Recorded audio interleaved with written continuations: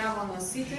Благодарам што дојдовте на денешната работилница. Јас сум Бојгица Цветковска. Продолживме со сегашниот проект Отворени општини со отворени податоци. Имаше резултати од првата фаза, првогодишниот проект, па донаторите препознаја дека треба да продолжи овој проект и сега го имплементираме вториот дел, каде ги зајакниме капацитетите и на граѓаните да ги препознаваат вестите и да сакаат да учествуваат во одлучувачките процеси, што и ни е една од главните цели на самиот проект, да ги вратиме граѓаните во одлучувачките процеси. Знаеме дека и вие тоа го кажавте дека се помалку и помалку граѓани можат кога и да има некој настан да присуствуваат на тие обуки.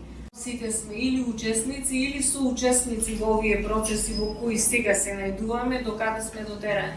Се надевам дека со заедничко учество ќе направиме нешто и ќе ги подобриме работите не само за нас и да задржиме малку од нашите деца за да останат во ова наша Македонија.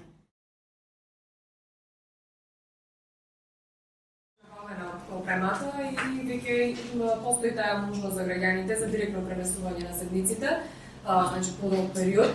И навистина се чудувачки има голема гледаност, мислам тоа може да се провери преку нели во моментот на следење колку следбеници има.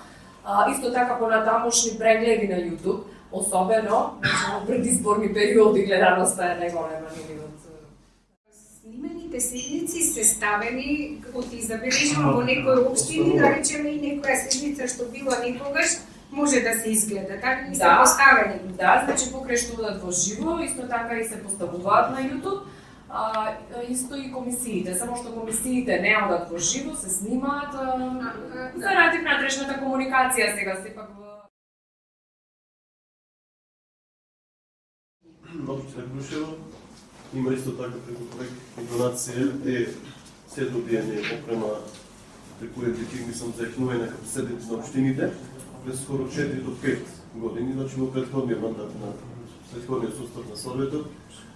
Се пренесува, почетокот беше добар, се пренесува седниците од Совет, исто јавно, одеше на социјални мрежи, да испадна проблем во обслужувањето на опремата. Значи не се натпреди доволно обука на лицата што требаше да обслужуваат опремата и се до тоа тука застани. Сега во последните, значи последните 2-3 години немаме јавно пренесување на седниците на Совет. А опремата ја имаме, исто имаме опрема за превод, пошто сме тројадишна општина. Тука е застани.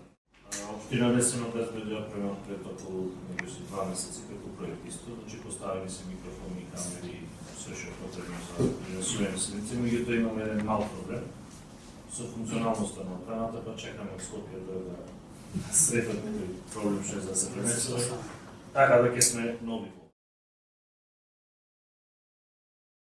Како ги информирате граѓаните дека Советот има седница, за да може да покаже интерес? И секогаш на веб страна објава пред седница. Решението за секоја седница се објавува неколку дена пред седница. На веб страна се. И колку временски период пред да почне? една недела. Со се точките што ќе Обичајно да, бидат? со се точки, со се напомени. Реално во општина Могила нема присуство од граѓаните.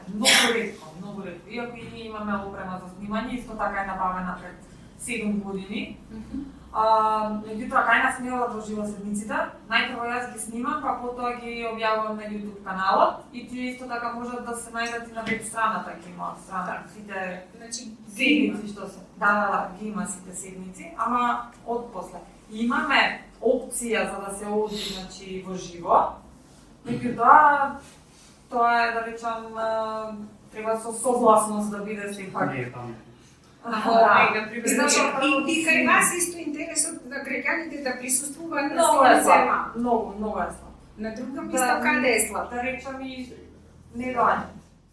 Мислам дека не станува збор за односот на службите за односи со јавност или на општината кон граѓаните, дали и кога на време да се информирани, туку до атрактивноста на точките што се на дневен ред. Освен оние детални урбанистички планови, измени, дополнувања и така натаму, што навистина се засегнати граѓаните. Тогаш може би заинтересираноста поголема. Има управни одбори сега да се вклучени и надзорни органи, граѓаните и така натаму. И одлуките како што ќе се донесат до службите за советот, како ќе се поднесат и направат точките на дневен ред предна недела, секогаш е објавено транспарентно, како што кажаа сите колеги, во сите општини. Еве и пред да се постават овие камери, микрофони секаде каде што се пренесуваат седниците, и пред тоа интересот бил мал. Не сега, се извинувам, дека можат да гледаат однова, па не идат и порано не идели. Никогаш граѓаните не присуствувале на седниците на советите. Да најдеме начин како тоа да го подобриме. Јас од вас исто барам начин. Улогата на општината е и да ги оспособи граѓаните да ги знаат, да ги читаат програмите, буџетите и така натаму. Како да го поедноставите за да разберат, бидејќи и советниците не знаат, што е уште пострашно, а донесуваат одлуки.